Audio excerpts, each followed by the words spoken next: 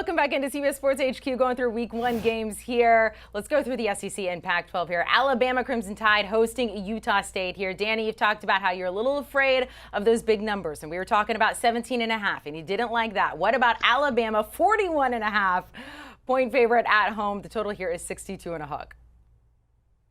I hate this game. I don't know why you would touch this game with a 10-foot pole, but since our producer Jack is making us pick it, I'll go ahead and take those points. All right, 41.5 is a lot. Alabama, the favorite to win the national championship. I think this will be a very businesslike win for Alabama. But here's what I'm concerned about.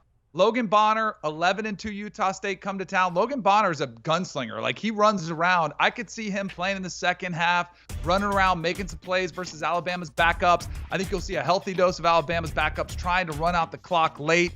So I'm going to say this is a backdoor cover. Blake Anderson coming to town. Utah State was sloppy versus UConn. And one of the reasons I think they were sloppy was because they were looking for this game. I think this will be one of their Super Bowl opportunities to go and try to shock the world. I don't think they do, clearly. But I'll go ahead and take the 41.5 points. And I think it'll be under. I think it'll be under the 62.5 total.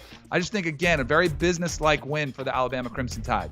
I'm with you on Utah State. I'm going to go ahead and take the points, too, here. In part because, look, I think Alabama's going to be looking at that matchup next week in week 2 in the second half when they're all big, saying, we don't need to subject Bryce Young and Will Anderson and all our studs to potential injury. We've got to go to Austin and actually play a road game for once, non-conference, not on a neutral site. I know this is new for Nick Saban, but that's what they actually have to do in week 2. So I think they're going to rest some of those guys third, fourth quarter once they build this huge league. And as Danny talked about, that's where you see the Logan Bonner effect, that backdoor cover, where if they are down big, they start to get some points back.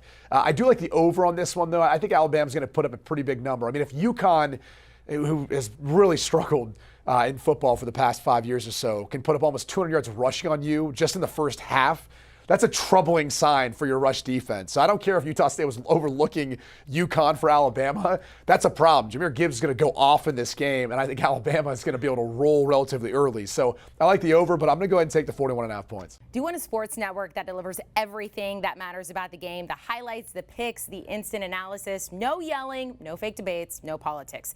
Hit the subscribe button and never miss a moment.